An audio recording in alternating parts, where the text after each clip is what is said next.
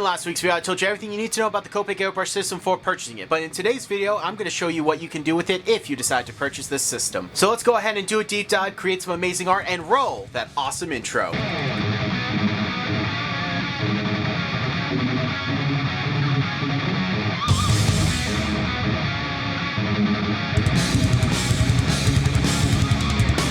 What's up guys, I'm J-Rod of BATTLEBRAWLERproductions, who news channel. Welcome. We craft amazing comic book style illustrations through a variety of different mediums. And today's a bit of a special video as I'm doing a sequel to last week's video where I answered all your guys' questions on the Copic AirBrush System. And if you watch that video, you will know if the airbrush system is right for you, along with having a good understanding of different ways you could purchase it, its price points, along with its strengths and weaknesses. But since we got all the technical stuff out of the way in last week's video, we can get all the fun stuff done today by crafting an awesome piece of illustration using this. So let's go ahead and break out a compressor and our sketchbook to craft some amazing spray illustrations.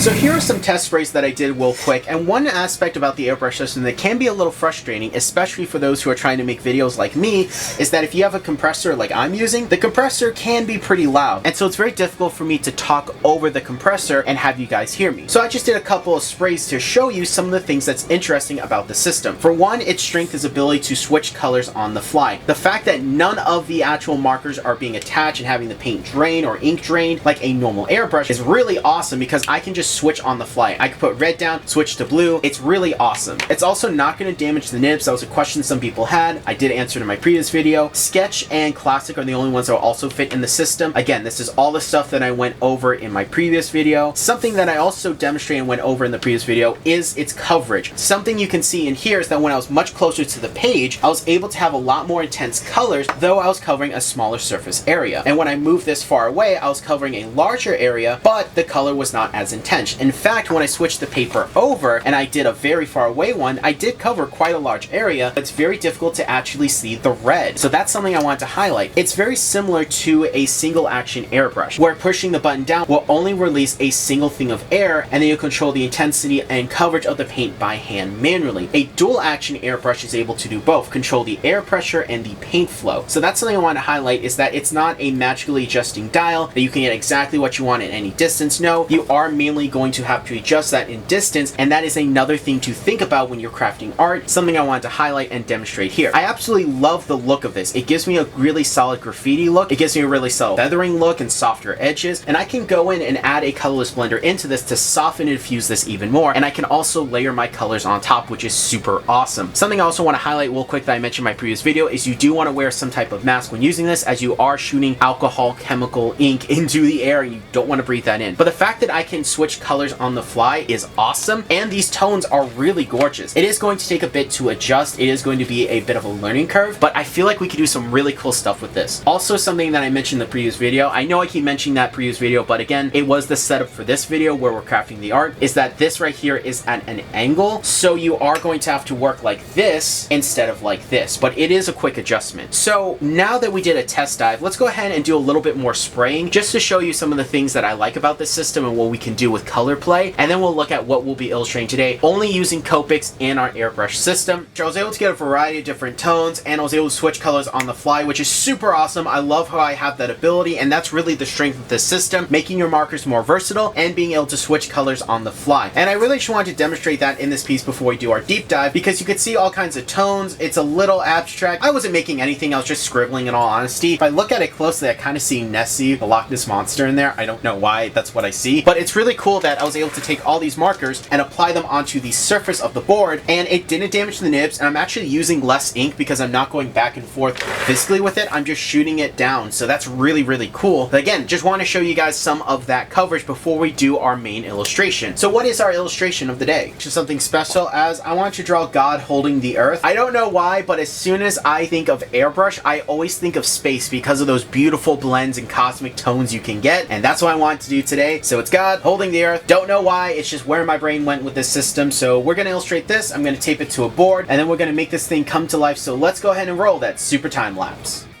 Making this piece of art was super fun, very relaxing, super straightforward, and just a fun process. I really like working with airbrush techniques and doing airbrushing, and it's something I will explore more in the future on this channel. But here in this video, it was a treat and a blast, and while there was a little bit of stressfulness here and there, and a couple times where I felt like I made mistakes and messed it up, I was able to salvage the piece and really work with it and play off of the strengths of the airbrush. The thing about the Copic AirBrush system is that it makes your Copic markers so much more versatile. You're able to go in and do really awesome techniques. You're able to cover backgrounds quickly. You're able to work in beautiful gradients in a softer, more feathered way, and I absolutely love it. Now, I started this piece by working on the globe. It did take a little bit of time because I wanted to make it look as nice as possible. I wanted to make it look a little more realistic. I know in cartoons, usually it's like 2 shades of green and 2 shades of blue, but I wanted to put a lot of different tones in there. I used 3 shades of blue, 2 shades of green, and a couple browns, and then even a yellow green in there just to make it really look good and earthy and more realistic. I put clouds in there, so a couple grays, and I also went in with some acrylic paint pens to really make it pop. After everything was dry, and then cut out some acetate to the right size so I can matte out the earth and go in and do the background. One thing that's worth mentioning is that airbrushes work best when working at an angle, so you want to have that while working with one. Either use an easel or have a drafting table like I have, so I lifted up, readjusted my camera, and started working, and the Copic airbrush is no exception to that, and I was really impressed with how much coverage I got super quickly, and the ability to switch markers on the fly made it even better. The fact that I can put a layer of blue, and then a darker blue, and then purple, and then yellow, and then put a little green in there, and then more purple. Like, I was switching colors just rapidly, just one after the other, boom, boom, boom, boom, boom, switching it out, putting it down. I was really impressed with what I was getting, because the thing about this airbrush system is that it's not perfect. It's not a airbrush substitute. It's not an airbrush replacement, but view it as a tool that is very niche for a specific marker, and it makes them more versatile. And I will say, if you view the airbrush system like that, it becomes so much more fun and understandable, and I absolutely love it. This piece would have taken so much longer to do if I used my normal Copics. And the problem with alcohol markers, in all honesty, are backgrounds. Covering a large area is very difficult. This solves that issue, and the fact that I can go in and create subtle tones, gradients, blends, and build up the contrast so easily is just amazing. I was really impressed by just how quickly I could put colors down and switching the colors on the fly. Now, I've been practicing with this system. This is not the first piece of art that I've made. This is the first illustration I've made. Pieces of art and illustrations are, in my mind, 2 separate things. A piece of art can be something more abstract, while an illustration is not. You're trying to recreate an aspect of life, even if you're adding fantastical elements. So I just want to clear up that distinction there. And when you get an airbrush, you want to get good at it. It's always recommended to do 100 dots and 100 lines. And while I didn't do that exactly, I did closer to more like 50. I did feel like I had a really good idea of this system. I've been using Copics for years. I know to work light to dark. I know how everything works. So just adding that air element, while yes, it did take time to adjust, and I've been practicing off camera, when it came to making this piece, it was very straightforward, very intuitive. I really felt like I had a lot of fun, was able to go and just do what I wanted to do with it. Now, that doesn't say I didn't make mistakes. I definitely did, but I was able to fix and go in and adjust and add more life and energy to the piece. I also want to highlight that after everything was done, I did set my drafting table back to its normal level form, and then just went in with markers to add a couple things here and there, just to touch up the blends. There's a lot more control color and some smoother blends, add a little bit more detail work that I couldn't do with an airbrush, and that's going to be details that are difficult to do even with a normal high quality airbrush, so I'm not going to hold that against the Copic one. And I just had a lot of fun smoothing everything out and making it look as good as possible. And then I went in and removed all the masking fluid. Something that I didn't mention is that I masked off certain areas to have this cool star pattern swirl effect, so I removed them. I had the white of the page showing, and then I just went in and added a couple different blues in there just to make it really pop more. And then the final piece, which actually I feel like took longer than the actual airbrush stuff, was going in and adding all the star work. So I got a couple different Posca markers and Malto markers, got a credit card and toothbrush out, and just went crazy adding that splattered effect, adding those stars, really adding more energy to the piece. It was super fun, super enjoyable. It looked really good. The only thing about this piece that came out bad, in my opinion, was when I went to remove the tape and get my clean borders. For some reason, the tape tore the paper. I don't know why. This is Bristol. This is artist tape. It shouldn't be doing that. I don't know what's going on. It was very frustrating. Luckily, it didn't damage the actual artwork itself. It only damaged the paper, but I really like how this piece came out. Seriously, guys, this looks amazing. So let's go ahead and take a look at this piece in all its finished glory.